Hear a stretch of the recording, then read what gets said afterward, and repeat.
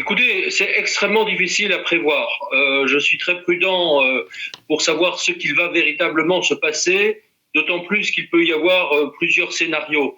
Il y a le premier scénario qui est le scénario de guerre massive, qui est celui dans lequel la Russie envahirait l'Ukraine avec les 100 000 personnes qui sont actuellement à la frontière. Ce serait un scénario vraiment catastrophique, absolument désastreux bien sûr pour l'Ukraine, sans doute désastreux d'ailleurs aussi pour la Russie, et ce serait la première fois depuis la fin de la Seconde Guerre mondiale qu'on assisterait en Europe à une invasion de ce type. Le deuxième scénario est un scénario qui serait aussi extrêmement meurtrier pour l'Ukraine, qui consisterait en des frappes sporadiques, aériennes essentiellement, sans troupes au sol, contre des positions ukrainiennes dans le Donbass, voire ailleurs. Ce serait extrêmement meurtrier, d'autant plus que l'Ukraine ne dispose pas aujourd'hui d'une capacité de réponse anti-missiles ou anti-frappes aériennes vraiment supérieure, mais ce serait évidemment aussi un scénario de guerre massive dans lequel évidemment l'OTAN ne pourrait pas ne pas intervenir. Alors pas nécessairement là aussi avec des troupes au sol, mais il serait quand même nécessaire, me semble-t-il, que les États-Unis et les alliés européens donnent au gouvernement ukrainien les moyens de se défendre. Ça peut être des mesures de contre-guerre électronique, de brouillage, d'aide à la défense aérienne, de renseignement militaire, notamment renseignement aérien. Tout ceci serait quand même un scénario vraiment de guerre. Et puis, on a un troisième, voire un quatrième scénario qui sont en quelque sorte un peu en dessous, dans lequel on aurait une intensification des frappes sporadiques contre les positions ukrainiennes. Il faut rappeler que c'est ce qui se passe déjà. Ce n'est pas pour rien que l'année dernière, en 2021, vous avez déjà eu 80 soldats tués. Alors, ce n'est pas l'intensité de ce qui est arrivé, évidemment, en 2014 et 2015, mais quand même, la guerre, elle continue, les violations de cessez-le-feu, les escarmouches sont régulières. On pourrait juste avoir une intensification encore accrue de ce genre de choses. Et puis, quatrième scénario, on pourrait assister aussi à des attentats terroristes, à une série de provocations, évidemment, fomentées par les forces russes, une présence encore accrue d'éléments russes dans le Donbass, voire ailleurs en Ukraine, et aussi une désorganisation massive de l'ensemble des réseaux nécessaires à la vie des Ukrainiens, réseaux d'électricité, réseaux d'eau, informatique, évidemment des principales administrations, etc. Donc on est sur différents stades, sachant que peut-être, enfin c'est une hypothèse, l'hypothèse serait que la Russie essaye d'attaquer, mais de manière un peu plus discrète, pour essayer de voir si dans ce cas-là, les États-Unis et les alliés seraient véritablement prêts, là aussi, à intervenir malgré tout et à lancer le programme de sanctions massives que le président Joe Biden notamment et les autres alliés européens aussi ont annoncé.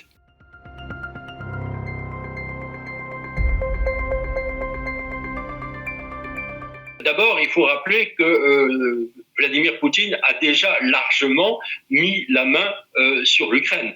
Depuis 2014, vous avez eu deux grandes régions du Donbass occupées, les régions de Donetsk et de Luhansk, la Crimée, bien sûr, qui est illégalement annexée aussi depuis 2014, et là, on pourrait imaginer encore une intensification en quelque sorte de cette mainmise, mais je crois que vraiment très important de rappeler qu'elle existe déjà. On n'est pas dans un cas ou un phénomène à craindre de nouvelles guerres à proprement parler, mais juste de prolongation et d'intensification d'une guerre et d'une mainmise qui existe déjà.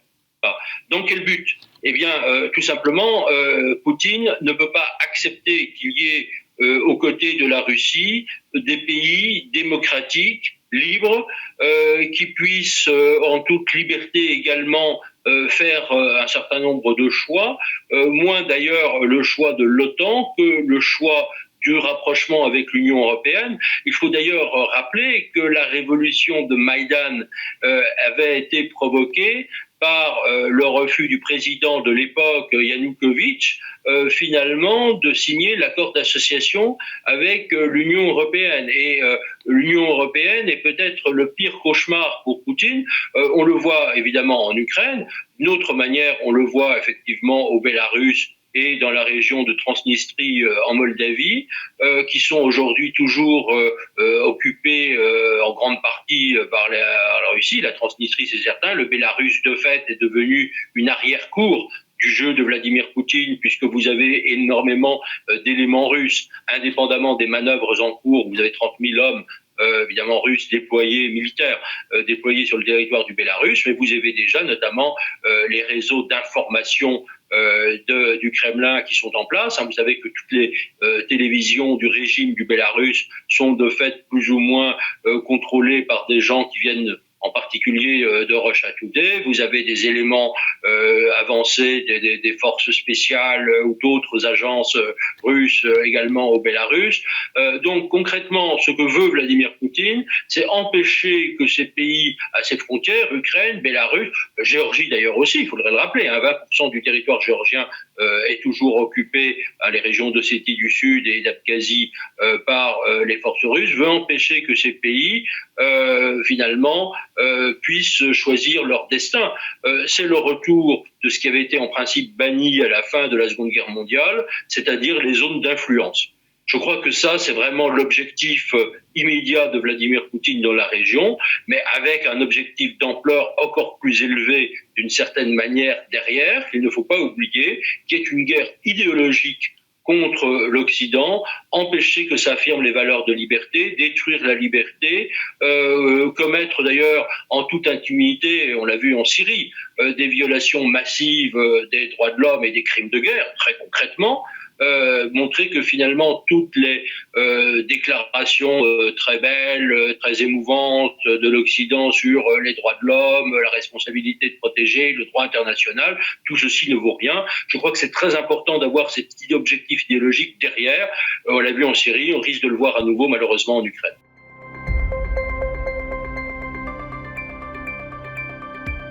Je pense qu'elle commence à en avoir davantage conscience.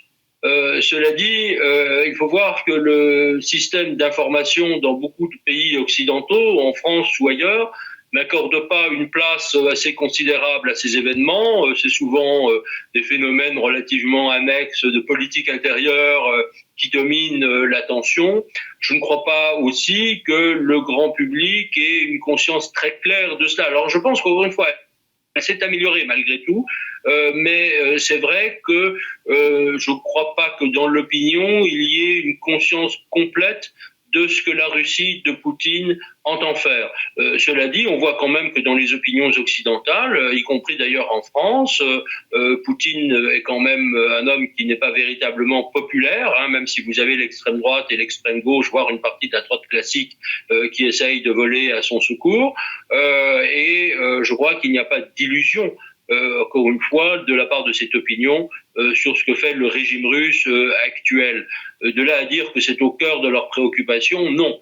Mais encore une fois, amélioration, je crois que c'est très important parce que si il y a 1 an ou 2 ans, vous demandiez à des citoyens en France, en Italie, en Espagne, en Belgique, que sais-je encore, qu'est-ce que c'est que la guerre en Ukraine, ils vous regarderaient avec des grands yeux écarquillés et ils ne savaient pas qu'il y avait quand même cette guerre toujours présente à 3 heures de Paris, à 1h30 de Berlin, à 3 heures de Bruxelles, etc.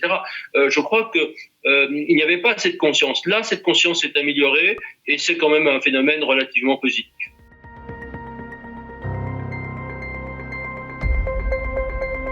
Je ne pense pas qu'il y en ait véritablement de la part de l'Occident.